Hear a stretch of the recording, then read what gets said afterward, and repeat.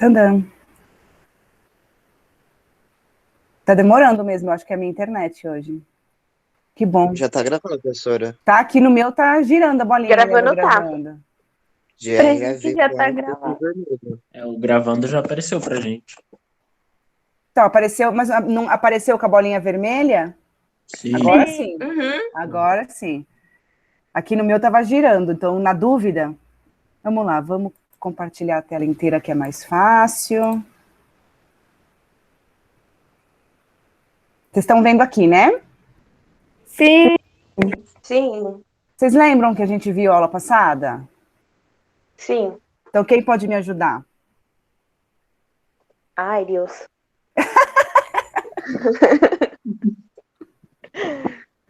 Sim, sim, ai Deus.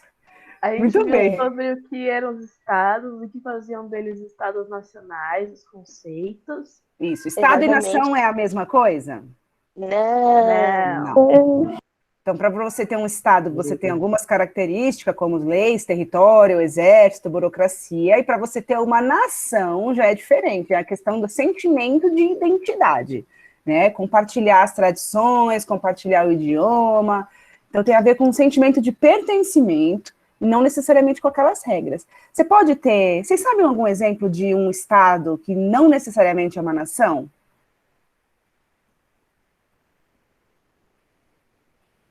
Não. Não. Agora para pensar, não. Vocês já ouviram falar lá na Espanha que tem uma região que teve até briga esses dias, que quiseram ter eleição, o governo foi lá com o exército, bateu nas pessoas, esses dias, faz um tempo já, que é a região da Catalunha, que é uma região que quer se separar do resto da Espanha. Eles até têm um idioma bem, eles não falam, eles sabem falar espanhol, eles são obrigados, eles aprendem espanhol, mas eles falam o catalão. Eles têm eles preservaram até um idioma diferente. Então, essas pessoas... já era separado. Não, é parte da Espanha. Teoricamente, é parte da Espanha. Acontece que essas pessoas não se sentem tão espanhóis quanto elas se sentem catalães. Então, você tem um Estado que não tem um espírito de nação igual. E aí tem até uma série na Netflix, que eu não sei se vocês já viram lá nas propagandas, que chama Merli. E é sobre um professor de filosofia. É meio engraçada. É meio que uma malhação filosófica, né? Porque é todo mundo jovenzinho. Vocês já viram isso aqui na Netflix? Flora, essa série tá na minha lista há quase uns 3 anos, mas nunca assisti, mas eu sei qual é, Flora. Eu já tô na minha lista há muito tempo. É bem interessante a série, porque... Só que é meio malhação, porque todo mundo é jovenzinho, tem aquelas polêmicas de quem gosta de quem, sabe? Mas é interessante porque é um professor de filosofia, então ele tem umas discussões bem interessantes na série. E essa série é uma série feita nessa região da Catalunha, então eles falam o catalão na série, eles não falam espanhol. Então, se você assistir, você vai perceber que não é espanhol aquilo ali não, que não é nenhuma língua que você conhece. Né? Tem várias palavras que tem palavra que parece espanhol, tem palavra que parece português, tem palavra que parece francês, assim, é um idioma bem diferente, né? Também é um idioma que veio do latim, assim como o nosso, mas é diferente. Então, você tem aí um estado, pessoas que vivem dentro de um estado que não necessariamente se sentem parte dele, né?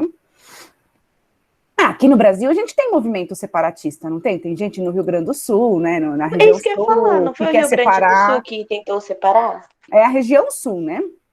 Tem gente de São Caetano. Tem gente de São Caetano. O ápice também foi aqui no RUD, né? O movimento separatista do RUD Ramos, assim, as pessoas aqui no RUD você tem tudo, não precisava fazer parte de São Bernardo. Podia ser só o RUD. Eu falei, gente... Então, assim, se você tem, né, difícil, nação é uma coisa muito complicada de você ter uma nação forte, porque você precisa construir nas pessoas um sentimento de pertencimento, né? Você precisa que as pessoas se sintam parte. Isso é uma coisa muito complexa, porque a gente não se sente parte das coisas a partir do momento que a gente nasce. A gente aprende essas coisas, né? Então, não é uma coisa tão simples. Bom, muito bem. Então, a gente entendeu a diferença de Estado e nação. Aí, a gente comentou um pouquinho desses países, né? Só comentou. Aí, eu falei que eu ia pôr algum vídeo para vocês verem e esqueci também. Vídeo? Não era da Joana Dark? Ou não era? Putz, a Joana Dark também eu esqueci. Vocês veem que tá boa a situação. Não, mas eu falei, tem algum vídeo que fala sobre a formação dos países, que falava bem explicadinho de cada um, porque a gente só falou por cima, né, como é que se formou Portugal, por exemplo. Eu expliquei a questão da Reconquista, né, que os árabes muçulmanos conquistaram, né, ocuparam a Península Ibérica, e aí os reinos cristãos foram desocupando, reconquistando o território, e aí que vai se formar Portugal.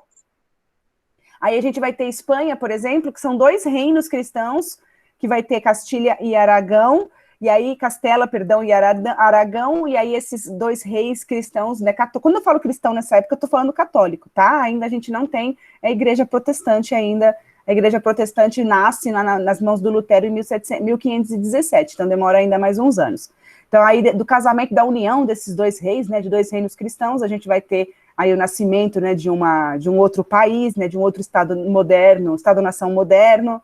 Aí a gente também tem a formação da Inglaterra e da França, que são 2 países que vão se formar da diferença um do outro, porque vai ter uma guerra, né, que é a Guerra dos 100 Anos entre a Inglaterra e a França, e aí esses países vão começar a se formar a partir disso, né?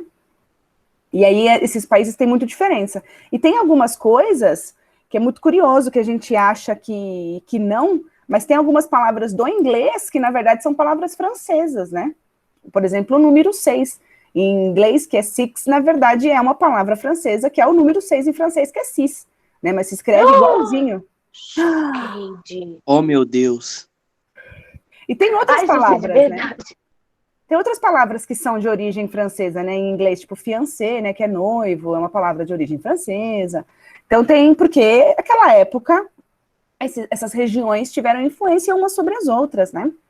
E até hoje a Inglaterra e a França têm essa questão. E a Inglaterra e a França são países que vão competir muito ao longo da história, né? Quem é o país mais poderoso, né?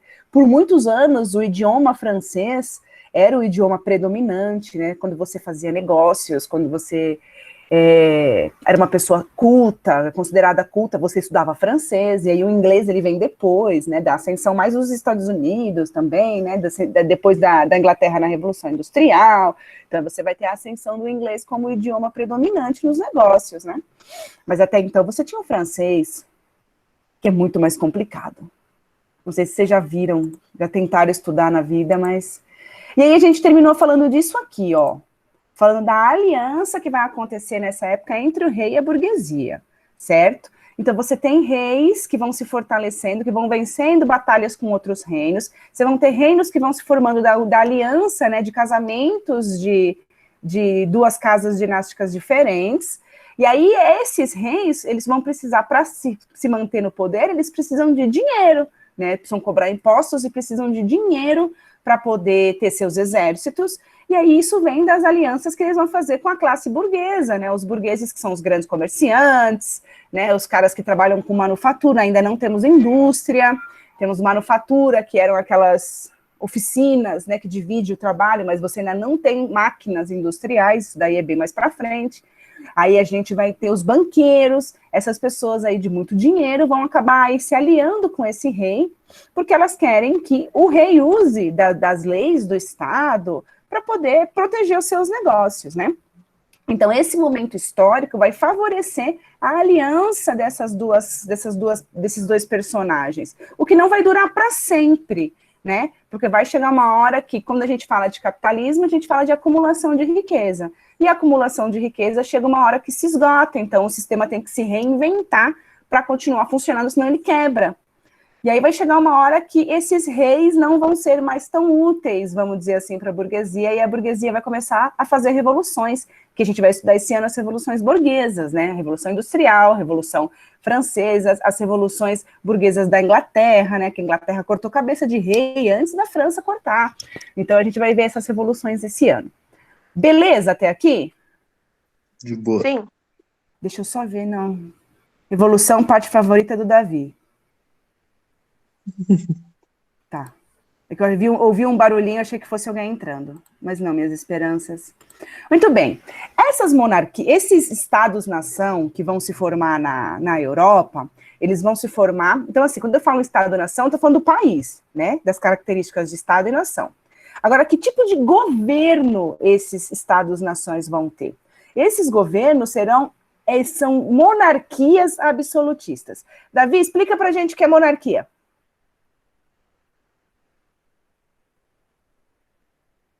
Davi? Tá todo mundo. Ele mandou ali no chat. Oi.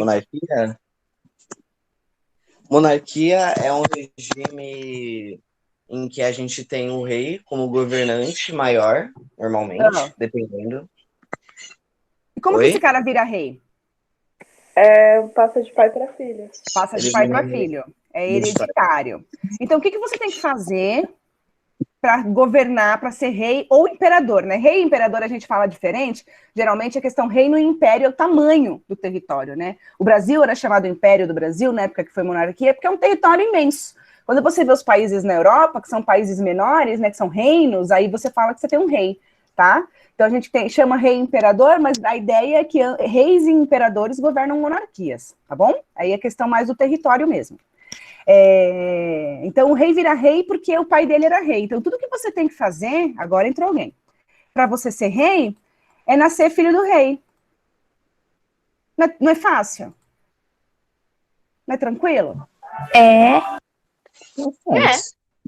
Super fácil, né? Tudo que você tem que fazer para ser rei é nascer filho do rei, nascer homem de preferência, né? Porque se você nascesse mulher, a probabilidade de você ser rainha era muito pequena, a não ser que você não tivesse irmãos, né? A não ser que você fosse a alternativa. A gente vai ter uma rainha na Inglaterra, né? Que tem filmes sobre elas, Elizabeth, mas não é essa que tá viva agora, tá? É a primeira Elizabeth. Mas ela já existia na época. Sim, ela já estava viva, professor. Não minta para nós. Tadinha, ela é tão jovem. Fala assim da rainha. É uma outra Elizabeth. Depois, se vocês quiserem, eu mostro para vocês. Me lembra no fim da aula, eu mostro para vocês os filmes que contam dessa rainha, né? Jesus, eu caí. Ela foi uma grande rainha para a Inglaterra, né? O período que ela reinou na Inglaterra é conhecido como um período de prosperidade, né? Um bom período. Mas é raro na história você ter rainhas, né? Bem raro. Muito bem. Então, esse rei, vamos lá, então vamos definir monarquia. Monarquia não é um sistema econômico, monarquia é um regime, é um tipo de governo. Vocês sabem a diferença de falar sistema econômico e governo? O sistema econômico cuida só da parte do dinheiro. O governo, ele cuida de tudo, literalmente, das leis e tudo mais. Sistema econômico é mais a maneira como a gente vive, como a gente produz, distribui e consome bens e serviços. Então, quando a gente fala lá na época dos feudos, que vocês adoram, que é a parte favorita de todo aluno, naquela época, o sistema econômico era chamado feudalismo, porque as pessoas se organizavam e sobreviviam daquela maneira. Hoje, o nosso sistema econômico é outro. Nosso sistema econômico, nós não nos organizamos e vivemos como no feudalismo. Nosso sistema econômico hoje se chama capitalismo. Agora, você pode ter tipos de governos diferentes dentro do sistema capitalista. Então, por exemplo, a Inglaterra hoje é uma monarquia parlamentar. O Brasil é, teoricamente, uma república federativa. Então, você tem vários tipos de governos vivendo dentro do mesmo regime, dentro do mesmo sistema econômico. Tudo bem? Sim. Tudo bem. Beleza. Então, vamos lá.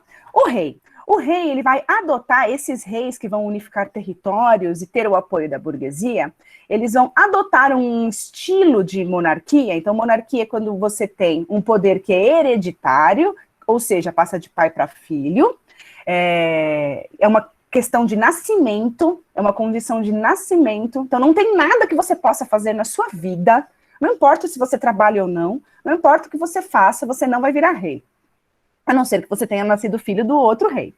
E também é uma condição vitalícia. Você sabe o que significa a palavra vitalício? Até a morte. Até a morte. Até o resto da vida. Para o resto da vida. Então o rei é rei até ele morrer, ou se ele abdicar. Tipo, não quero mais ser rei não, Aí ele deixa de ser rei. Mas caso contrário, ele vai ser rei sempre. Então isso é uma monarquia. Agora, a monarquia, ela pode ter tipos diferentes. Hoje, por exemplo, a Inglaterra ainda é uma monarquia, mas é uma monarquia parlamentar.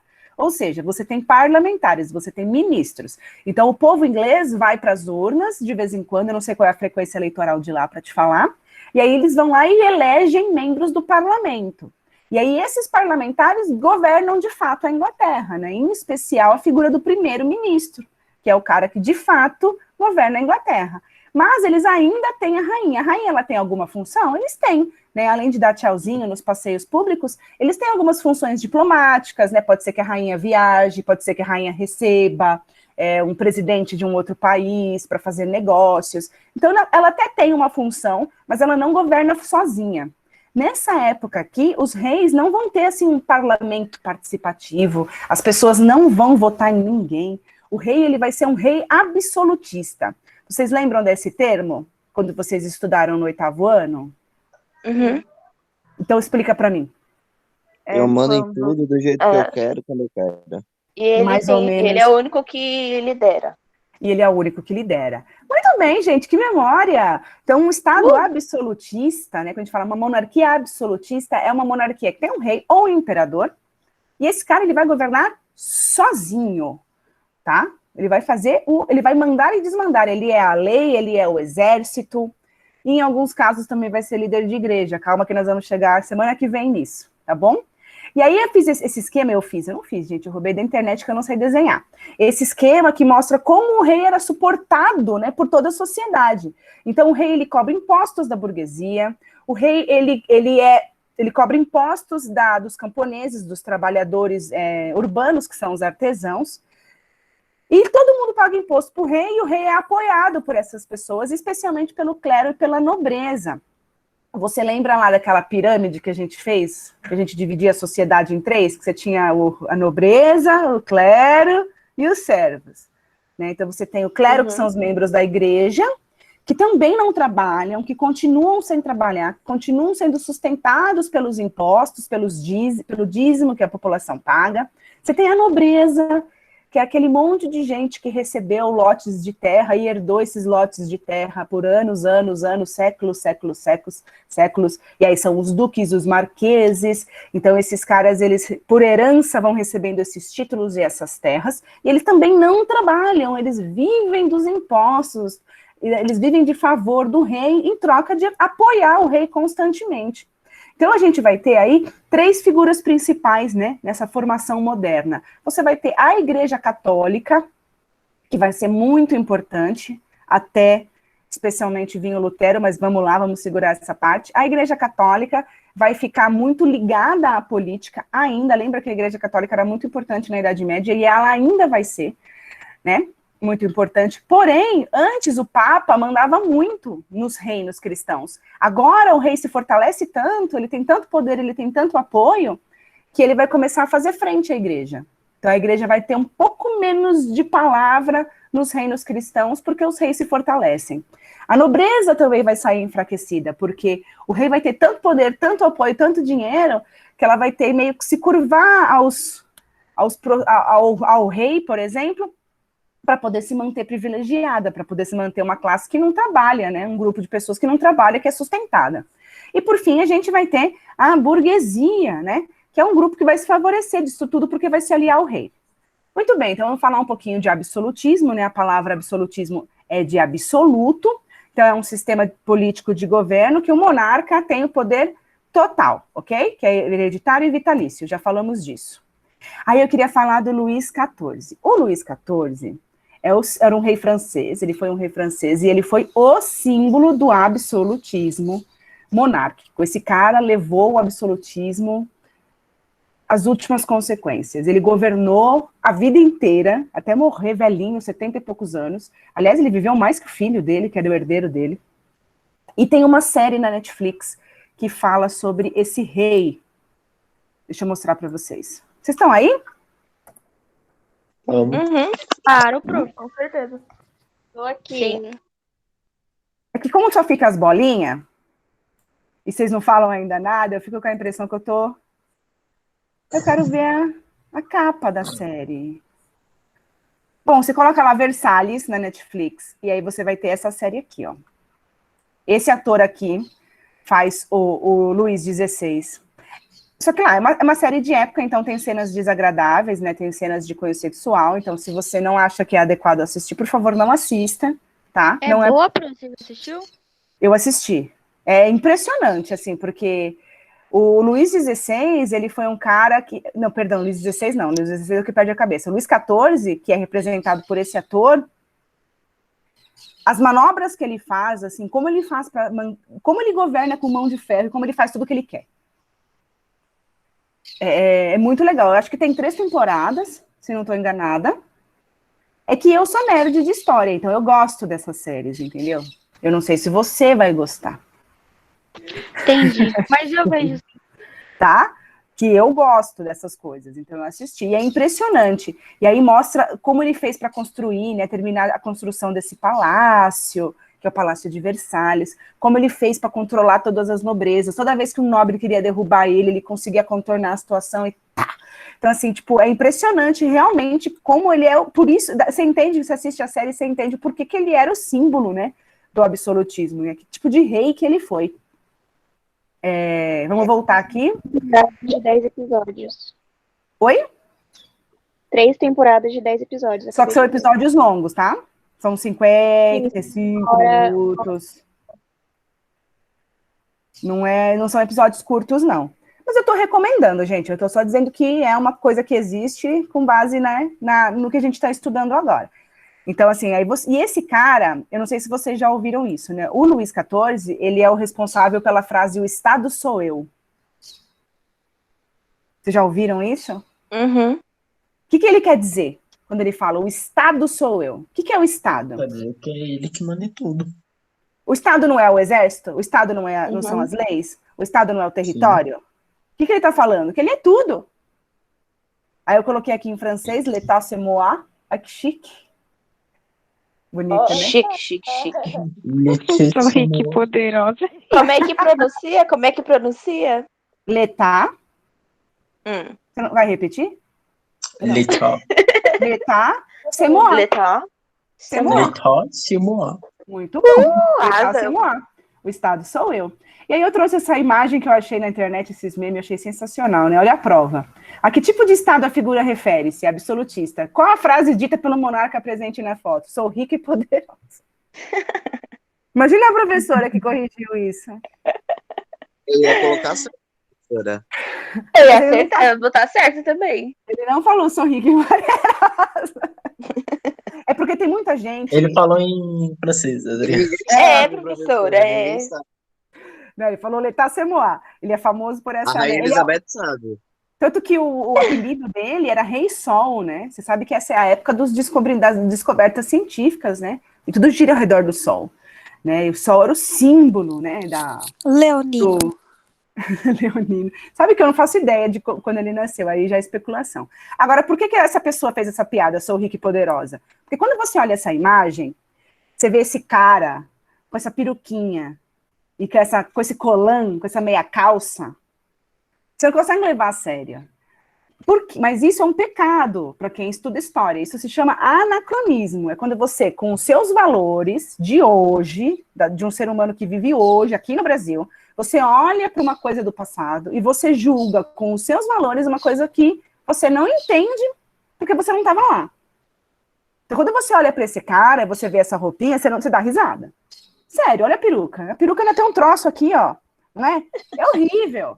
Olha essa meia. Nossa, a divisão, meu Deus. É horrível. É uma divisão isso? Parece eu não sei que diabo é isso. Uma crista. É feio. Pra gente é muito feio, porque nós somos pessoas que vivem num mundo diferente, que valoriza outras coisas, que enxerga beleza em outras coisas. Mas naquela época, essa roupinha aí era tipo vestir... As novinhas pira. Isso. Era esse cara que era o dono dos plaquês de 100 no Citroën, da época.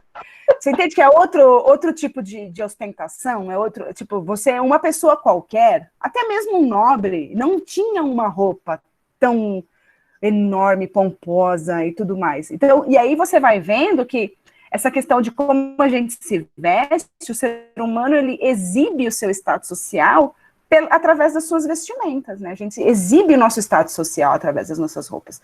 Por isso que a gente tem uma preocupação muito grande, muitos de nós, com a roupa que a gente veste. Não a questão de que tá bonito ou não, mas a questão da marca, né? A questão se ela é cara ou barata, se parece coisa de pobre, né? Que tem gente que fala assim. Então, as pessoas têm uma certa preocupação como elas se apresentam na sociedade, porque você vai ser visto de uma maneira e outra. E isso não mudou, isso é a mesma coisa, né? a maneira como a gente dá valor a essa questão da roupa, né? Como a gente exibe nosso status através da maneira como a gente se veste. Porém, nessa época era diferente. Então, se você tivesse lá, na época do Luís XIV, essa roupinha aí você não ia vestir, porque você não era rei. Beleza? Poxa, só porque eu adorei a roupa.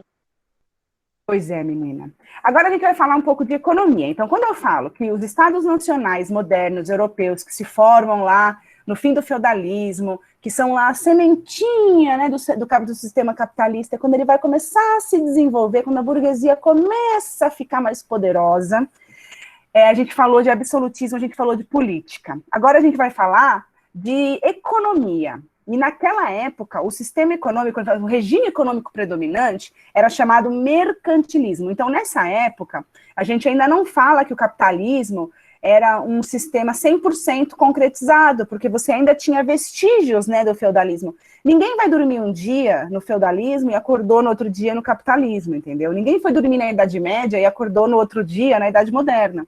Isso não existe. A gente, quando a gente vai estudar ciência, vai fazer estudos históricos, a gente dá nome às coisas para poder identificar, para poder descrever, para poder falar sobre elas.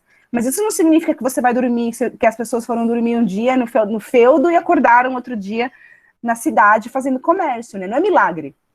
As coisas demoram lá dezenas, centenas de anos, às vezes, para se transformar e para completar, né, uma transformação. Então, lá no comecinho do sistema capitalista, a primeira fase do sistema capitalista, quando ele começou a brotar, a gente chama essa fase de capitalismo comercial. Por que comercial? Porque as pessoas ganhavam muito dinheiro fazendo comércio. O comércio era o grande lance da economia. E quando eu falo em comércio, você pensa em quê? Compra Fala e para venda. mim. Compra e venda de quê? Comida? Roupa? Comida, tudo. roupa, tudo o quê? Artesanato. Nossa, eu não entendi o que você falou, professora. Pra mim, bugou aqui. Poderia repetir a pergunta, por favor? Eu falei assim, quando eu falo em comércio, vocês pensam em quê? Aí falaram compra e venda. E compra e venda de quê? De comida, de roupa, que mais que eu posso comprar e vender? Matéria-prima, Matéria-prima. arma. Eu acho que até mesmo revender, vamos supor, um produto que geralmente, vamos supor, comum em um país, você revender aqui no Brasil também pode ser isso também, né? Sim. Agora, nessa época, as pessoas fizeram muito. Quando eu falo as pessoas, eu falo os europeus. Os europeus, né, os burgueses europeus fizeram muito. Não tem nem quantidade de muito, eu não sei nem quantos muito eu tenho que dizer, para poder realmente, né, fazer jus à quantidade de dinheiro que eles fizeram nessa época vendendo uma coisa, que não era exatamente uma coisa. A Era entrada gente. pro céu. Era a entrada pro céu, não era? Ou não? Era escravo. Ai, gente. Vocês estão falando, a gente vai estudar daqui a algumas aulas, a colonização da América, né? Uhum. E uma das coisas que permitiu que os europeus acumulassem muito dinheiro, que permitiu que o sistema capitalista florescesse, deixasse de ser só uma sementinha, só um brotinho e se tornasse uma flor, foi a escravidão dos povos africanos. Então, fazer tráfico, né, que a gente fala tráfico negreiro, era uma questão muito comum nessa época. Então, os europeus iam para a África, de alguma maneira capturavam escravos, ou através de negociação entre as próprias tribos africanas, ou capturando, né, pessoas, colocavam nos navios, atravessava o Oceano Atlântico e vendia essas pessoas como mão de obra escrava na América. E isso fez muito dinheiro. Então, eu perguntei para vocês, quando eu falo de comércio, vocês falaram produto, comida, roupa, nananá, e eu tinha certeza que vocês não iam imaginar. Tinha Pessoas. esquecido total disso. Esquecido total. Nossa, eu nem tive, gente. Nossa. Porque a gente Que, vive né, num mundo... atualmente a gente não costuma ver os outros como objeto, aí é meio estranho. Mas esse ano a gente vai ver, tanto porque a gente vai estudar colonização, depois a gente vai estudar Brasil, e quando a gente estudar Brasil, a gente vai estudar, por exemplo, a independência do Brasil, e o Brasil se tornou um país independente que manteve a escravidão. Então foi liberdade para quem, né? Você se torna um país livre, mas... O Dom Pedro, ué. 70% pode da governar de população é escrava, de quem é a liberdade. Então nós vamos discutir isso mais para frente. Mas você veja que o sistema capitalista precisou, né, ele conseguiu se consolidar, ele conseguiu crescer, florescer, porque os europeus acumularam muito dinheiro vendendo pessoas, né, capturando e vendendo pessoas, como mão de obra escrava. E aí tem todas aquelas questões, né, racistas para justificar a escravidão, que a gente pode conversar outra hora. O que eu quero explicar agora é como esse capitalismo comercial a gente chama de mercantilismo. Então, o mercantilismo é um sistema econômico que não é o capitalismo ainda completamente consolidado, dominando o mundo inteiro, mas é um sistema econômico que era o sistema econômico dos países europeus absolutistas, né? Então, você vai ter um sistema econômico e um sistema político que vão andar lado a lado. Então, os reis absolutistas adotam, em geral, o mercantilismo para poder acumular riquezas no seu território. Então, o sistema mercantil ou mercantilismo é um conjunto de práticas econômicas que visa o enriquecimento do país através do enriquecimento da burguesia daquele país, tá? Então, olha lá a aliança, né, que eu comentei para vocês entre rei e burguesia. Então, o rei, através do Estado, vai criar mecanismos daquele país acumular dinheiro para proteger os negócios daquela burguesia, né? Então, o capitalismo nasceu de uma intensa intervenção do Estado na economia. Hoje as pessoas falam muito que o Estado não deve intervir na economia, tem um monte de gente que discute esse tipo de assunto, eu não sei se vocês acompanham essas discussões, se vocês têm conhecimento sobre isso, mas fato é que o nosso sistema, o sistema econômico vigente hoje, nasceu da interferência do Estado na economia. E aí eu vou explicar como que funcionava isso para vocês, tá? Então, qual que era o objetivo do sistema mercantil? Fazer o país ficar mais rico. E aí, nisso também vai nascer a competição entre os países. Então, a França, a Inglaterra, Portugal, Espanha. Porque como eu quero me fortalecer, eu sou o rei de Portugal, eu quero me fortalecer, eu quero ser um rei mais forte, eu quero ter um exército maior. Para isso, eu preciso que a minha burguesia venda mais, comercialize mais, ganhe mais dinheiro, para ela me pagar mais impostos, para eu ficar mais rico. Então, para eu ficar mais rico, eu tenho que proteger essa burguesia, para que ela possa ganhar mais dinheiro, para eu ganhar mais dinheiro. Vocês estão entendendo esse jogo? Uhum.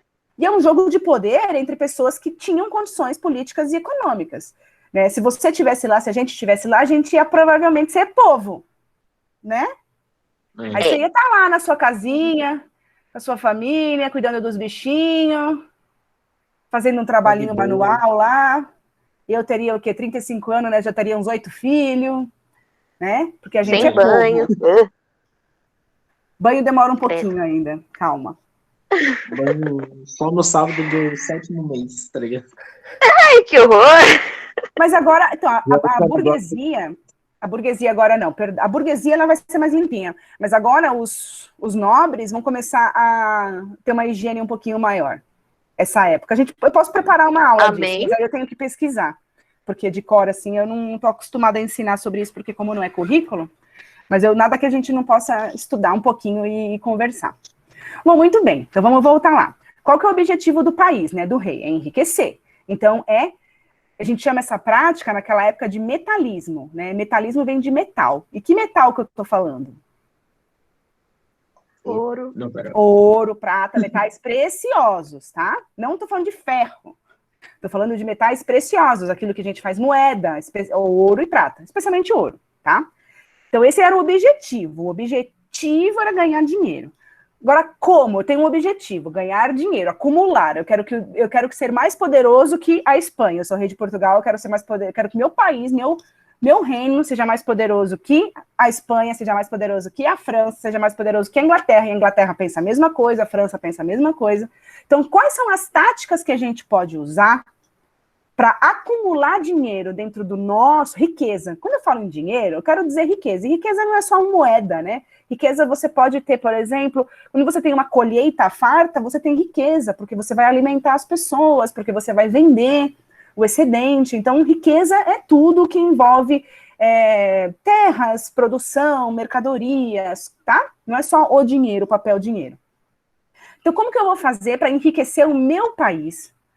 Eu vou ter que brigar com o país dos outros, né? Porque assim, tipo, para eu ganhar mais, algum país tem que perder. Então, a gente vai criar táticas, meios, para poder ganhar mais que os outros países que estão comercializando. Porque eu tenho que proteger a minha burguesia, para a minha burguesia me proteger, E o outro rei está fazendo a mesma coisa, e o outro rei lá está fazendo a mesma coisa. Então, quais são essas táticas? A gente chama de protecionismo, colonialismo, pirataria e balança comercial favorável. Só tenho esse desenho. Então, vamos começar. Dessas 4 palavras aí, quem explica para mim o que é protecionismo? Que é proteger? Sim, Seria, no proteger. caso, proteger a burguesia? Mas como? Como que eu protejo a minha burguesia? Fazendo os muros, sei lá, proteção. Eu acho É porque assim, a gente não está em colocando guerra. impostos A gente não pra está quem- brigando fisicamente. Oi? Colocando impostos para os outros. Colocando comerciantes. impostos. Muito bom. Quem é que está falando aí? Débora. Foi. Protecionismo é uma prática que governos adotam para proteger a própria economia. Então, eu sou um rei, eu quero proteger os meus burgueses, porque eles que me sustentam, né, eles que pagam imposto. Então, lembra que não é uma relação de amizade, rei e burguesia, nós nos amamos, é uma relação de interesse. Então, como é que eu protejo a minha economia? Cobrando impostos. Então, assim, eu tenho comerciantes portugueses que trazem mercadorias para Portugal. Esses caras vão pagar 1 de imposto, estou falando um número qualquer, para entrar aqui no país e vender a mercadoria. Agora, um francês, um espanhol, um inglês, qualquer outro comerciante de qualquer outra região que não seja Portugal, vai pagar 6 de imposto. Por quê? Porque se ele tiver que pagar mais imposto, ele vai ter que jogar esse valor do imposto no valor da mercadoria, senão ele perde dinheiro, ele não ganha. E aí a mercadoria dele vai ser mais cara. E aí as pessoas vão preferir comprar a mercadoria do meu burguês português porque é mais barata. Então, quando você fala em protecionismo, você fala em criar medidas para proteger o comércio, para proteger as manufaturas, que não eram indústria, eram oficinas de trabalho, para proteger a economia do seu país perante a dos outros. Geralmente, você cria taxas, você cria impostos, né? Para a mercadoria estrangeira ficar mais cara que a mercadoria nacional, para você proteger a própria mercadoria. Isso é uma dessas táticas. A gente também tem colonialismo. O que é o colonialismo? Fazer Você colônias. exercer controle sobre um território. Fazer colônia, ter controle sobre outros territórios. Então, nesse período, a América vai ser completamente invadida e dominada por europeus, né? A gente fala português por isso, os argentinos falam espanhol por isso, os americanos falam inglês por isso. Mas todo o continente americano vai ser invadido e tomado por europeus. E esses europeus não vão entrar, licença, senhor índio, né? Vou te dar um espelhinho aqui, me dá esse ouro, né? Então a gente vai estudar também essa parte da colonização, como foi essa colonização no continente americano, que não foi uma colonização amigável, porque não tem como você invadir a terra dos outros, e ocupar a terra dos outros e entrar na casa dos outros de maneira amigável. Se eu invadir a sua casa, você não vai achar amigável. Se eu entrar na sua casa, abrir sua geladeira, pegar e comer sua marmita, você não vai achar amigável. Isso não é amigável. Isso é invasão de domicílio, né? Então, existiam pessoas na América. Pessoas A marmita moravam. não, hein? A marmita não. E eu quero a marmita de segunda, que domingo a comida é mais da hora em casa. E aí costuma ter lasanha. Vou parar que sim. Comida já é o ponto fraco nosso, né? Eu sei, todo passeio que eu faço no Cinira, vocês comem uma quantidade de comida no ônibus, que eu falo, gente, de onde essas pessoas trouxeram? É impressionante. Bom, então, colonialismo é essa prática de você investir, né, em buscar novas terras, novas para você, porque para as pessoas que moram lá, não é novo. E aí você vai explorar essas terras, você vai explorar as riquezas dessas terras, e você vai explorar as pessoas que moram nessas terras, para ganhar dinheiro, para acumular capital no seu país. Outra coisa é a pirataria. A Inglaterra ficou muito famosa. Então, quando você fala em pirata, é claro que a gente tem muita ficção, né? Quando você fala em piratas, tipo Piratas do Caribe, é um filme de ficção. Porém, o lance da pirataria é real, né? Não, mas isso é uma outra denominação que a gente dá hoje, né? Para coisas falsificadas. A pirataria, ela tinha 2 tipos de pirataria, né? A independente e a financiada. A Inglaterra ficou famosa, a Inglaterra financiava navios para fazer pirataria. Então, tipo, você vai navegar, você vai encontrar um navio comercial, né, o que a gente chama de navio mercante, de outro país, saqueia mesmo. Porque se eu saquear um navio de mercadoria de um outro país, eu impeço que esse país, nem que eu não fique com ela, nem que tudo naufrage, mas eu impeço esse país de ter essa mercadoria e fazer esse dinheiro. E aí o meu país que tem mercadoria vai conseguir vender mais. Então, a pirataria também foi uma tática para enriquecer o próprio país. E, por fim, temos balança comercial favorável. Vocês já ouviram em jornal, em algum lugar, alguém falando, esse ano o Brasil fechou a balança comercial favorável? Tivemos um superávit? Já escutei, mas. Eu já prestei ouvi, muita mas atenção. nunca parei para. Nunca parou para pensar. Então, a gente vai ver esses dois conceitos, né? O de balança comercial favorável, balança comercial desfavorável. Quando você tem uma balança comercial favorável, você tem um superávit comercial. Quando você tem uma balança comercial desfavorável, você tem um déficit comercial. Então, geralmente no jornal, ou se você pegar a parte econômica de jornal, eles falam superávit e déficit. O que isso significa? Vamos lá. Qual que é o objetivo desse sistema que está nascendo? Acumular riqueza. Como é que eu faço para acumular riqueza, para ganhar mais dinheiro? Nessa época, o grande fator que fazia dinheiro era fazer comércio. Então, para eu fazer dinheiro, o que eu tenho que fazer? Exporta. Eu tenho que exportar, eu tenho que vender. Então, vamos lá. Se eu vendo, vamos usar números baixos também, que é fácil para entender de fazer a conta. Então, se o meu país vendeu 10 e o meu país comprou 5, eu tenho um saldo positivo ou negativo no final? Positivo. Positivo, porque eu vendi 10 e comprei 5. Então, eu tive um saldo positivo de 5, que eu vendi e não precisei comprar. Então, no final das contas, eu ganhei dinheiro, eu não perdi. Porque se eu vendi 10 e comprei só 5, o dinheiro desses 5 que eu vendi e não comprei, ficou lá acumulado na minha conta, certo? Então, isso significa que eu tive um superávit comercial. Quando eu falo minha conta, eu tô falando de um país, tá? Então, eu tive um que parece que fui eu, né? Eu vendi 10, né? Eu sei que o exemplo é tosco, mas é só para você entender o que significa superávit e déficit. Então, quando um país exporta mais, vamos lá, quando é com E, é para fora, quando é com I, é para dentro. Então, exportar e importar. Então, quando eu exporto mercadorias, quando eu vendo para fora, quando eu vendo para outros países, eu ganho esse dinheiro, eu acumulo riqueza. Quando eu compro mercadoria de outro país, eu tenho que gastar dinheiro para ter essa mercadoria. Então, se eu exporto mais do que eu importo, se eu vendo mais do que eu compro, é óbvio que eu vou ter dinheiro sobrando. Então, eu tive um superávit comercial.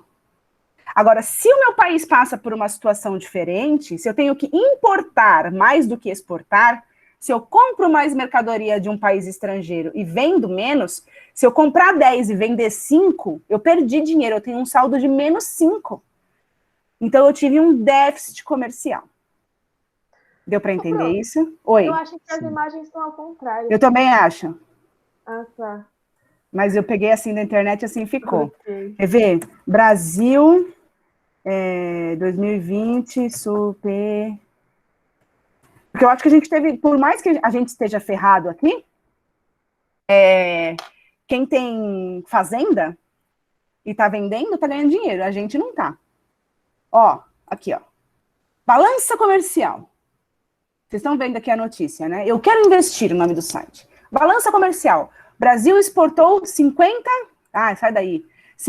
bilhões a mais do que importou em 2020.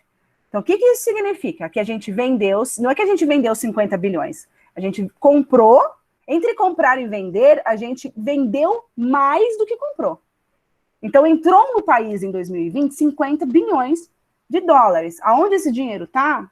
Não é na minha casa. Nem na minha. Aqui então, não chegou. Então, para vocês terem uma noção de que muita gente no Brasil está ganhando dinheiro e essas pessoas não somos nós. Não sei onde esse dinheiro está indo, né? Provavelmente, como o nosso país é um país agro, um país que vende matéria-prima, é quem são herdeiros de grandes porções de terra e estão ganhando muito dinheiro com isso. Não é a gente. Pelo contrário, né? A maior parte das pessoas entre nós, infelizmente, passa por algumas situações desconfortáveis hoje em dia. Então, nós tivemos o ano passado, apesar de todos os problemas, o Brasil, teve um superávit de 50 bilhões de dólares. Isso significa que é necessariamente uma coisa boa para mim e para você? Não. Por quê? Eu não vi nem a cor desse dinheiro, gente. O verdinho. Cadê o verdinho? Era pra ser bom, velho. Muito bem, então vocês entenderam como é que funciona a parte econômica e a parte política disso tudo. Deixa eu ver vocês. Cadê vocês? Cadê vocês? Aqui. Vocês estão conseguindo ainda acompanhar? Vocês estão vivos? Então, sim, estamos aqui. Dá pra gente continuar ou vocês querem parar, continuar semana que vem? Por mim, Dá pra continuar. Pra mim, tranquilo. Então tá bom. Então vamos lá. Aí vocês lembram lá, né? Que a gente estava falando como é que se formaram os reinos, né? Portugal, né? Que foi desocupando lá o território que tinha sido ocupado pelos árabes muçulmanos. Lembra que árabe e muçulmano não é a mesma coisa, tá? É a Espanha que se formou lá da união de reinos através de um casamento, de uma aliança política. E aí esse reino se forma, vem um cara, fala, ó, galera, eu sou o rei, e eu mando em vocês, e a partir de hoje vocês têm que dar dinheiro para mim e pagar pau para mim. E aí todo mundo simplesmente fala, ah, beleza, ok. Era isso que eu precisava mesmo, então tá bom. Tudo que eu queria era isso. cara, sabia assim? que eu tava precisando de alguém como você? Assim, Isso. Imagina se é você nessa situação. Chega um cara, então, galera, eu conquistei essa porcaria toda aqui, ó, que eu me controlei, hein? Conquistei tudo. Conquistei tudo. Agora todos vocês pagam imposto para mim, me obedecem porque eu sou o rei. E ponto final. Ah, E aí sai vocês pra lá. tudo vão obedecer. primeiro eu analiso se ele tá com a armadura resistente. Se não tiver, acaba no bucho. Tá ligado, né? Você concorda que as relações de obediência, elas precisam também ser aprendidas? Pois é. Sim. Você não obedece do nada, nada. Você obedece por alguma razão, né? Medo. Normalmente Muito é bem. morte. Primeira coisa, eu ia perguntar por que você obedece sua mãe, você já respondeu. Medo. Eu tava pensando a mesma coisa, obviamente, medo, com toda Geralmente- certeza. Algumas pessoas respeitam, né? Eu tinha medo da minha mãe, Não, eu respeito a minha mãe, só que mas eu tinha o medo. medo é maior. Acho que o medo é maior. Eu tinha muito medo da minha mãe e não tinha medo do meu pai, por exemplo. Da minha mãe eu tinha Ah, eu tenho medo dos dois. Eu Não, tenho meu medo pai é- dos dois. Meu pai tava lá, viajando, mas minha mãe é... Meu pai, se você fizesse as coisas com calma, sem fazer barulho, ele nem via que você saía de casa, era maravilhoso. Agora, minha mãe, não. Então, eu tinha medo. Então, medo é uma das coisas que faz a gente obedecer. Imagina o cara chega lá e fala, a partir de agora todo mundo vai fazer o que eu quero. Você vai fazer, nem você tá ficando louco? Aí o cara tem lá um exército, fala, agora vocês vão fazer o que eu quero. Aí você, tá. Sim, senhor. Ah, tá, é que você não explicou direito, né? Então, Você não fala, tinha explicado. Carinho por Medo quê, é não? uma tática. Agora, vocês conseguem pensar em outra coisa que até hoje em dia é muito Morte. usado, muito explorado e faz as pessoas obedecerem e é até mais fácil do que o medo? Suborno? Religião.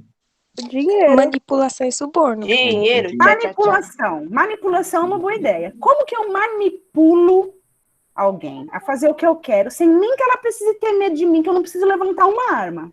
Famosa mídia. É o argumento, né? O Mas argumento qual é esse argumento? convincente. Eu aquele acho- argumento que O poder da palavra. Religião? Religião. É muito fácil fazer qualquer um fazer qualquer coisa quando eu falo que é vontade de Deus. É ou não é? Putz, verdade. Deus certeza. É. me enviou essas terras para salvar vocês desse Eu sou destino rei? triste. Eu sou rei porque Deus quis. Porque assim, a religião, ela não é um problema em si, né? As pessoas têm religião, as pessoas têm fé. Isso não é uma coisa absurda, isso é uma coisa humana, né? Seres humanos, em geral, têm fé. Algumas não têm, mas enfim, algum tipo de fé, algum tipo de crença as pessoas têm. Em geral, tem gente que não tem fé necessariamente em Deus, mas tem fé, por exemplo, sei lá, no amor, na esperança, na humanidade. Então, fé é uma coisa que o ser humano sente. E muitas vezes a gente sente fé por entidades divinas, né? Por divindade. Seja lá que divindade for, seja lá qual for sua religião. E isso em si não é um problema. Só que a fé, a nossa religiosidade, a nossa fé é uma coisa muito delicada. Porque é uma coisa que você É acredita. muito manipulável, né? Porque é uma coisa que você não tem, não é concreta. Não é uma coisa que você vê. É diferente do medo. Eu falo assim, se você não fizer o que eu quero, eu vou te bater. E aí eu posso, sei lá, fugir de você. Ou eu posso te enfrentar. Ou eu posso não querer apanhar e fazer o que você quer. Eu posso ceder ao medo. Ok. Agora, a questão da religião, da fé, Não é só a religião, de repente o amor que você sente por um filho, enfim, essas questões sentimentais são muito complexas, porque são muito delicadas, mexe com coisas que você acredita, que você pensa, que você sente. E aí, quando as pessoas mexem com isso em você, elas conseguem te manipular através disso. E é um problema, porque até hoje, inúmeras pessoas usam Deus para justificar qualquer coisa que elas querem. Qualquer Professora, coisa você viu o pessoal mesmo. falando. Lembra no carnaval de 2020?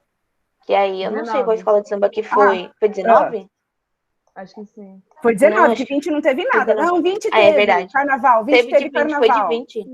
Foi, do ano passado. Parece que faz Então, uma década, mas foi ano passado. Nossa, muito tempo. Então, não teve uma escola de samba que fez. Interpretou lá a passagem de Jesus? E nem foi uma Mostrou. coisa. Não foi uma coisa pejorativa tipo assim, a Jesus. Tanto foi que só só uma mostrou alegoria. só um pedaço, assim, mostrando que teve uma hora que o capiroto lá chegou e, tipo assim, chegou em cima de Jesus, só que aí depois no final, Jesus venceu e tudo mais, tudo lindo, Eles o pessoal estavam tava contando a falando. história bíblica. Eles estavam sendo Tava só cristãos. contando a história. Só Eu que aí sei. chegaram, aí veio o coronavírus e falaram, não, é que Deus tá punindo, porque vocês fizeram Gente, isso. Isso aí, ó, na Idade Média, vamos lá, Idade Média, que teve lá a peste negra. Ninguém entendia a peste negra, ninguém sabia que diabo de doença era aquela, como ela era transmitida. Morria gente a rodo, passava a rodo a doença. É muito contagiosa, a galera pegava e morria. Qual que era a explicação predominante dentro daquela sociedade para a peste negra? Deus, Vocês tá com raiva. pecadores. Era um castigo de Deus pelos pecados do homem. Aí vem o coronavírus. Coronavírus é o quê? Uma doença também. Que também É uma veio. doença. Mas qual foi o argumento que esse cara usou? Falando, ó, vocês fizeram essa Pecado. alegoria de Jesus ano passado, ó, agora vocês estão pagando com o coronavírus. Exatamente. Eu acho, agora parando pra pensar, eu acho que isso vem por causa do dilúvio. Porque na Bíblia não fala que Deus puniu, quis lavar a terra por causa com o dilúvio. Não, mas aí depende. Não, você tem sim, aí eu Velho acho que, sabe, tipo, Testamento, liga Novo uma coisa na Testamento. outra, sabe? Eu acho que é muito nisso. fácil eu usar religião para qualquer coisa. Eu posso Também usar acho. religião. Eu posso, se eu quiser, se eu fosse meu caráter, eu usaria religião para qualquer coisa. Porque não é difícil. Essa questão nem é difícil. Porque a pessoa ela tem tanta paixão por aquilo que é fácil. E eu não preciso nem ameaçar a pessoa, é só falar Deus. Ó, vou dar um outro exemplo para vocês. Vamos ver se ainda tem. Muitos anos atrás, teve um... Nossa, tô ficando velha. Um furacão, sei lá como era o nome, chama Furacão Katrina. Eu lembro. Eu também lembro. Gente, Pastor. eu lembro. Gente, eu ficava doida. Eu pensei, meu Foi um Deus, vai chegar aqui, furacão. Deus vai morrer, eu vou voar. Foi um... Paguês. Foi ok. Pastor diz que Deus pune gays com desastres naturais, tem casa destruída por inundação. Essa eu não tinha lido. Naquela época, Olha o karma. naquela época do Katrina, muitos religiosos, alguns pastores nos Estados Unidos, falaram que aquilo era um castigo de Deus e que Deus estava punindo os seres humanos por causa dos homossexuais. Anos depois eu vi aqui no Brasil. E aí essa reportagem é irônica, porque assim, o cara que falou que que a inundação era uma punição por causa dos gays, teve a casa inundada, perdão. O karma veio. Karma. Né? Aí alguns, agora o que será de... E agora... Aí, uns anos depois, teve também um pastor aqui no Brasil que falou que as secas no Nordeste eram punição de Deus por causa dos homossexuais. Aí eu cheguei a uma conclusão sensacional. Por que a gente não troca, né, os gays de lugar? Você pega o gay que causa chuva, o gay que causa seca e troca uns gays. Vai equilibrar o tempo. Todo mundo ganha. Você percebe como isso é louco? Ou não?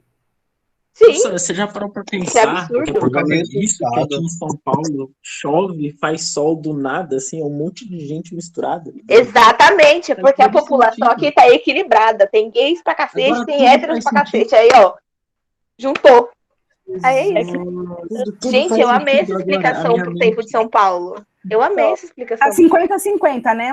Vou usar pra Calor vida. de dia e frio à noite, porque Aí, tem ó, o mesma pessoal não quantidade de gays e viaja, héteros. o pessoal não viaja, o pessoal não vem pra cá. Então, aí E quando sai os gays aqui, aí faz sol.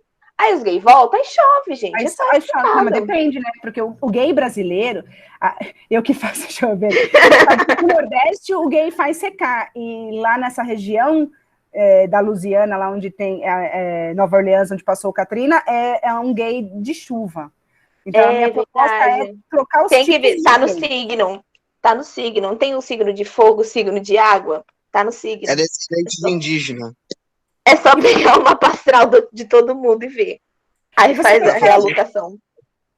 E você percebe que isso é uma coisa que eu falo, e para a maior parte das pessoas que realmente têm fé e acreditam nisso, elas vão. Meu Deus, cara. Não vão. E a gente não tem esse tipo de discurso até hoje. Hoje, 2021, não é a Idade Média, que os caras não sabiam, tá todo mundo morrendo ali de peste bubônica, ninguém entendia nada, os caras, é Deus, não é possível. Né? Porque ninguém entendia nada. Hoje você tem ciência, hoje você tem um microscópio, você olha o vírus assim, ó, no microscópio. Uhum. Você olha a bactéria no microscópio, você cria um remédio para matar a bactéria, né? E mesmo assim, tem gente que fala assim. Quem levantou a mão? Giovana. Você quer falar alguma coisa, Giovana? Não, pertence que. Então tá bom, tá perdoada. Então, muito bem, vamos lá, vamos voltar aqui pro. Vamos terminar esse slide. Então, para eu justificar todo o meu poder, né? Eu sou o rei absoluto, mohaha, não convence muito bem as pessoas. A gente vai ter o que a gente chama de teóricos do absolutismo, que são pessoas que escreveram teorias, livros enormes, explicando para você por que o rei é rei. Então, vamos começar com a teoria do direito divino dos reis, que, para resumir, é isso. O rei é rei porque Deus quis. Porque Deus faz tudo. Então, se Deus botou essa pessoa, escolheu essa pessoa, botou essa pessoa dentro da barriga da rainha, é porque óbvio, que Deus quer que esse cara nasça e seja rei. Escutei um amém? É o destino dele. É o que Deus quis. Ele é um eleito de Deus. Agora, se você nasceu da barriga da pobre da sua mãe e você tem que carpir a sua vida inteira, é porque Deus quis, filho. Aceita. Porque quem não aceita, quem questiona Deus, acontece o quê? É bruxo. É bonito. É Gente, bonito. Vai pro Morre. inferno. Guilho- Você vai pro inferno. O inferno é uma coisa muito conveniente também, né? Porque a gente não sabe realmente se existe ou não, mas você tem aquela ideia na sua cabeça, que é uma coisa que você vai sofrer. Uhum. E aí, se você fizer aquilo, você vai pro inferno e aí você fica a sua vida inteira se controlando de fazer inúmeras coisas. Porque talvez, quando você morrer, você vá pro inferno. Né? Exatamente. Então, a teoria do direito divino dos reis é uma teoria que foi defendida principalmente por esses dois caras, o Jean Bodin e o Jacques Bossuet. Aliás, a série que eu recomendei para vocês lá, Versalhes, vai aparecer o Jacques Bossuet, ele aparece na série, né? Claro que não é ele pessoalmente, porque ele já morreu faz bastante tempo. Porém, vai ter lá um cara que ele era o bispo, né? Ele era o principal bispo da França, o Jacques Bossuet, na época do Luís XIV. Então, se você assistir a série, você vai ver o Jacques Bossuet aparece na série. E ele é um cara que vai defender, fala, se o rei é escolhido de Deus, o poder do rei não tem limite, porque é sagrado. Né? O único limite para os poderes do rei é Deus, porque Deus escolheu o rei. Então eles vão lá e argumentam para convencer as pessoas que, em resumo, rei é rei porque Deus quis. Isso é muito vantajoso, né, para os reis. Sim. Se a igreja, que é a igreja que, né, a igreja naquela época, se a igreja tá falando que eu fui escolhido, gente, e você percebe a virada histórica? Porque você tinha na Idade Média uma igreja que era mais forte que tudo. E agora você começa a ter uma igreja que é subordinada à política. Uma igreja que está lá para justificar o poder do rei. Porque esse rei está muito rico. Rica e poderosa. Poderosa, exatamente. Então, essa é a primeira teoria. Aí a gente vai ter outras teorias que não são ligadas à religião, tá? A gente vai estudar, vai falar de dois caras agora, que é o Nicolau Maquiavel e o Thomas Hobbes, ok? O Maquiavel, ele era italiano. Naquela época, a Itália não existia a Itália como um país hoje, eram vários reinos que vão se unificar bem mais para frente. E o Thomas Hobbes era inglês. Muito bem. Esses caras vão desenvolver uma tese que se chama contratualismo, né? Que é a teoria do contrato social. Quando você pensa em contrato, você pensa em quê? O que é um contrato? Que Um acordo de duas partes. Isso, muito bom. Então, esses caras vão defender a existência de um rei, de um governo forte, não porque Deus quis. Eles vão defender porque eles vão dizer que nós, enquanto sociedade, precisamos de um governo, precisamos de um rei, nós precisamos de leis e regras para viver.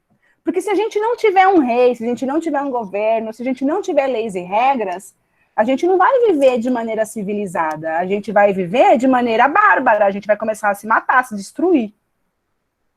Então a gente precisa entregar os nossos direitos, as nossas vidas aos reis, porque dessa maneira, obedecendo o rei, obedecendo as leis e as regras, a gente vai viver melhor, a gente vai viver em ordem. Então você percebe que o argumento aí é diferente, não é um argumento religioso. Eu não estou dizendo para você que você tem que obedecer ao rei porque é a vontade de Deus, ponto final. Eu estou dizendo para você que você precisa obedecer ao rei, ponto final, porque senão a gente vai se destruir. A gente precisa dessa organização para sobreviver. Você percebe que é um outro argumento? Sim. Sim. Então vamos falar um pouquinho de cada um. O que cada um falava em especial? O Thomas Hobbes. O Thomas Hobbes escreveu esse livro aqui, chamado O Leviatã. Aliás, esse desenho aqui é um desenho que está lá no livro dele, né? A parte da frente tem esse nome bizarro aqui, frontispício do livro. E aí é um desenho todo cheio de símbolos, né? Porque você vai olhar aqui o desenho do monarca, do rei, e você vê que ele tá com, parece que é uma roupa bizarra, mas é que essa roupa bizarra é formada por, é que eu não consigo ampliar, formada por pessoinhas, né? Que tá falando assim que o povo, né? Ai, que horror! É que o povo, ele forma, né? As vontades individuais, os indivíduos formam o rei. O rei, ele é o coletivo, o rei é a representação do coletivo. E a gente precisa obedecer ao rei, porque é ele que nos faz um povo, é ele que nos organiza, é ele que faz a nossa vida ser possível. E O também... dinheiro também é tudo coletivinho para ele. Oi? Do coletivo do dinheiro também, vai tudo para ele. Então, pois é. E aí você tem os símbolos, né? Ó, por exemplo, a coroa, símbolo da majestade, a espada, que é símbolo do poder da terra, é o símbolo do exército, né? Símbolo do poder militar, do poder judiciário, de quem decide as leis. E aí você tem esse outro troço na mão dele que chama báculo, que é o símbolo da autoridade espiritual, né? Porque na Inglaterra a gente vai ter um rei que vai fundar uma igreja e ele vai ser tanto o rei da Inglaterra quanto o dono da igreja. A gente vai falar disso depois com calma. E aí você que é o vai da lembrar. Espanha, não é? Da Inglaterra. A Espanha é católica. A Espanha é católica até o talo. Ritinha, você levantou a mão? Eu ia falar que dá para dar zoom aqui. Ah, é? Como? Do nosso caso. Aqui, ó. Eu mesma dei que zoom. mórbido. Desculpa. Faz tanto tempo que eu preparei esse slide que eu tinha esquecido. Olha lá, as pessoinhas. Olhando assim, me pareceu que o povo é o corpo, é só a parte que trabalha. E o rei também, é a né? cabeça. Ele comanda tudo. Fobia bateu forte. Também, né? A gente pode interpretar dessa maneira. Porque a gente é o corpo trabalha, a cabeça. Né? A cabeça é o rei. Realmente, né? Muito bem, então, qual que é a teoria do Hobbes? Eu vou explicar para você a teoria do Hobbes, aí você vai pensar nisso e você vai dizer para mim se você concorda ou não com o Hobbes. Hobbes vai falar, gente, a gente precisa de um contrato social, a gente precisa de um contrato em que nós, né, povo, nós súditos do rei, damos ao rei, né, o rei vai lá governar, porque a gente precisa disso. Sabe por que a gente precisa disso, gente? Porque o ser humano nasce ruim. A natureza humana... Quando eu falo de natureza, eu não estou falando de prédio, de construção. Porque tudo que o ser humano, quando o ser humano pega a natureza e transforma a natureza em alguma coisa, constrói alguma coisa, inventa alguma coisa, a gente humanizou a natureza, ok?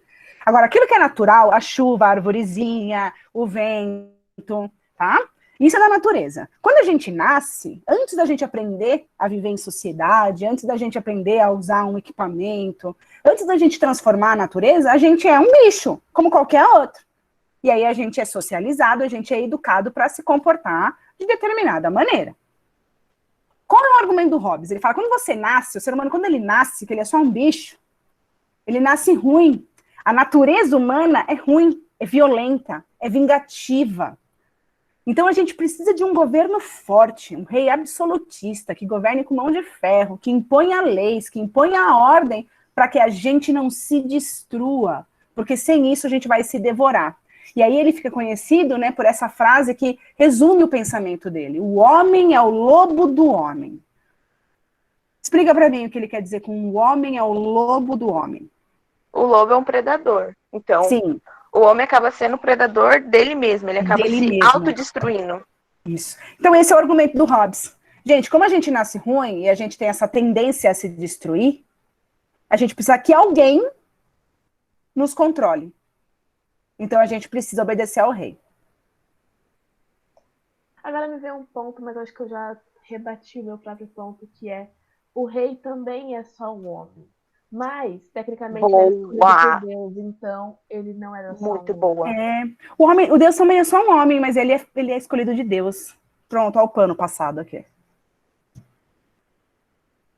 Ai, esse rei, viu? Então você percebe? Vocês concordam com o Thomas Hobbes? Você acha que a gente nasce, que a nossa natureza, quando a gente nasce, a gente é ruim? A gente tem uma natureza ruim, vingativa? Não, acho que é a sociedade que corrói, que faz a gente se tornar mal. Ai, citou Rousseau! Que chique! A gente vai ter esse debate mais pra frente. Mais pra frente a gente vai ver um outro filósofo, chamado Jean-Jacques Rousseau. E esse outro filósofo vai falar assim, não. O ser humano não nasce ruim, o ser humano nasce bom. O homem nasce bom. A sociedade é que corrompe o homem. E aí ele vai explicar o que na sociedade corrompe o homem. Pera um minutinho, agora minha gata começou a subir na mesa, daqui a pouco ela vai começar a causar, tá? Ai, meu Deus. Tá aqui, por enquanto, bonitinha. E aí, quando a gente chegar lá no Rousseau, é que o Rousseau ele vai vir daqui uns 200 anos só. Então, quando a gente chegar no Rousseau, a gente vai fazer esse debate, tá? Rousseau versus Thomas Hobbes. E aí a gente vai analisar os argumentos dos dois. Por enquanto, vamos ficar só com o Thomas Hobbes, que a gente está só na fase dele. E aí, para terminar, a gente tem o Maquiavel. O Maquiavel era um italiano, né? E a gente usa a palavra maquiavélico. E essa palavra vem do nome dele. O que significa ser maquiavélico? Acho que seria tipo manipulável, só que. Manipulável não, quando você manipula as pessoas. Manipulador, mas pro lado negativo, assim, sabe? Maquiavélico seria uma coisa. Quando você faz uma coisa ruim, só que você só não chega e faz a coisa ruim. Você articula tudo em volta para que essa coisa ruim aconteça. Eu acho que. A palavra Maquiavel... Também você consegue convencer as pessoas muito fácil, eu acho, também, né? E que lembra um pouco. Então, quando você fala que alguém é maquiavélico, você fala de alguém que é manipulador, uma pessoa que não é muito boazinha. Fica aí. Passa por trás do computador. Desculpa. Aí que ela tava dando exemplo, eu falei, oxe. Não, ó. Peraí. Desculpa interromper. Fala bom dia. Ai, fala bom dia. Bom dia. Olha lá, ela me mordendo. Olha o bom dia dela. Não, desliga. É que ela quer atenção já. Ela quer atenção. Você quer atenção? Você quer? Ela olhou pro relógio, essa aula já era para ter acabado. Qual foi? Eu vou parar com ela. Perdão, gente. É que agora ela vai começar a me cutucar porque ela quer atenção. Desce, bebê, desce. Vai. Nossa, travou. Mas a verdade é que eu acho que ela tem, o dia inteiro de receber carinho, ela quer Isso, justamente mas ela quer no momento que eu sento aqui, exatamente. E não é no momento que eu sento para fazer um trabalho offline, é no momento que eu tô online que ela quer atenção. Bom, muito bem. Então vamos lá, a ideia do Maquiavel, deixa eu explicar antes que ela comece a dar piti aqui. O que ele vai dizer? Ele vai, na verdade, ele vai justificar o poder do rei. Ela tá mordendo meu fone. Ele vai justificar o poder do rei, a existência do Estado, para manutenção do próprio rei. Então, o Maquiavel, ele é um cara que escreve um livro chamado O Príncipe, que eu tenho aqui em algum lugar. Ai, Olga, não morde. Peraí, só um minuto. Vai, fora. Desculpa, botei ela para fora aqui. Eu não sei onde tá o meu... Aqui, ó. Luísa Mel, corre aqui. Ai, eu só tirei ela da mesa, que drama. Esse livro é muito difícil de ler. Parece É chatinho, qualquer né? livro de ler, não Luísa sei. Mel vai atrás de Mas, você. tipo, ele é fácil assim de ler, algo assim? Ele é mais É um livro de 1400, né? Então, assim... Quer ver? Deixa eu pegar o ano exato que ele foi escrito. Palavra muito louca. Não, e o assunto? Ó, O Príncipe. 1532. Bacana. Então, é um livro antigo. É uma ficçãozinha. Não, então, Uma coisa é um mais manual. bruxa. É um manual. O que o Maquiavel vai fazer? Ele escreve um manual, para um rei de um reino lá na Itália. Ô, inferno, para de me morder. Desculpa, agora vai ser o show para terminar essa aula. Ele vai escrever esse livro, que é um manual. Deixa eu ver o nome aqui do cara. Nananã. O que poderia... Eu quero saber o nome do cara. Ele escreveu para um rei em especial, que agora eu não me lembro o nome. Eu tô tomando mordida nas pernas. Ela tá falando pra você. Pode falar que esse povo chato. Bom, enfim. E aí ele escreve esse livro, O Príncipe, que é um manual para os reis, né? Para aquele rei em especial, mas se torna um manual para os reis em geral, de como você faz para manter o seu poder. Aí tem uma frase que é atribuída ao Maquiavel, mas ele nunca disse essa frase, né? Essa frase, ela resume o pensamento do Maquiavel, que é: os fins justificam os meios. Ele não disse essa frase, ele não escreveu essa frase resume o pensamento dele. Então, o que ele quer dizer com os fins justificam os meios, né? Os fins, a finalidade do rei é preservar o seu reinado. E os meios é tudo aquilo que você faz para preservar o seu poder. Então, ele faz um manual explicando para os reis, né, de que todo o poder tudo que ele faz é legítimo, é soberano, porque visa a segurança do Estado. Para Maquiavel, o centro da teoria dele é a segurança do Estado. É você manter o seu poder. Então, ele vai ensinar táticas. E aí ele argumenta que, às vezes, um rei vai precisar fazer umas coisas um pouquinho mais violenta. Não é que ele defende você ser cruel. Ai, rei, saia matando pessoas. Não é isso. Mas o que ele vai defender é que você, às vezes, vai precisar de medidas duras para preservar o seu poder. E você vai ter que fazer isso, né? E aí tem uma parte do manual dele que ele ensina assim: é melhor... O ideal é você ser temido e amado, mas se você não puder ser temido e amado, escolha ser temido. É melhor ser temido do que amado. Por que ele fala isso para os reis? Qual que você acha que é o argumento? Porque você sendo temido, você tem um controle maior. Você sendo amado, as pessoas podem se virar contra você com mais facilidade. E é isso que ele argumenta. É exatamente isso que ele argumenta. Ele fala: o amor é uma coisa mais... As pessoas podem esquecer. Gratidão, amor é uma coisa que as pessoas podem esquecer. Medo, não. Então, ele ensina para os reis, para você manter seu poder, o ideal é você ser temido e amado. Mas se você não puder ser temido e amado ao mesmo tempo, se acontecer alguma coisa, é melhor você ser temido do que amado. Porque o medo mantém as pessoas sob controle, você vai preservar o seu governo melhor tendo o temor das pessoas do que o amor. Então é um manualzão. Caso vocês... E é um livro super velho, então assim, você não precisa comprar. Né? Coisas velhas, né? Livros velhos, a partir de 100 anos, entram em domínio público, o que significa que ele está de graça na internet e você pode baixar sem estar cometendo nenhum crime. Quer dizer, tem uma aí que não dá, não. Como assim? A Bíblia do Diabo. Esse daí não dá. Ô, professora. Credo. Fala. O nome aqui que eu tava vendo, acho que é Lourenço de Médici. Isso, Lourenço de Médici. Obrigada. Ele escreveu para esse cara.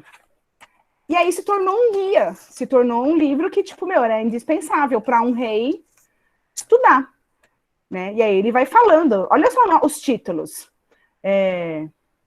Dos principados novos que são conquistados com as armas e a sorte dos outros. Daqueles que conquistam principados por meio de crimes. E por aí vai. E aí ele vai dando dicas e te ensinando, ó.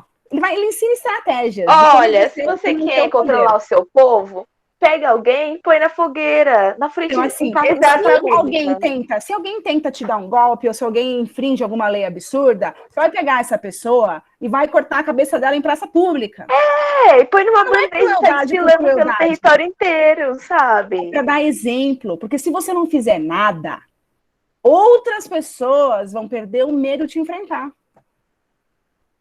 Se você vai entrar numa guerra, você vai ter que aumentar imposto para poder ter o seu exército, para poder fazer arma. Você vai ter que ter dinheiro para fazer guerra. E aí você vai aumentar imposto. Aí o povo vai reclamar. Dá uma surra em um. Que o resto vai sossegar. Faz de exemplo. Mas não é que ele está falando, seja cruel. Não é isso. Mas como ele ensina a manter o poder custe o que custar, a palavra Maquiavel, ser maquiavélico, fica ligado a essa coisa do manipulador, da pessoa que é má. Nossa, ele fez uma coisa maquiavélica, ele fez uma coisa meio ruim, meio cruel. Mas não é crueldade por crueldade, não é só que ele fala, gente, vai lá e mata todo mundo mesmo. Não é isso que ele está dizendo. Mas ele está criando estratégias, ele faz um livrão de dicas de estratégia para você, rei, manter o seu poder.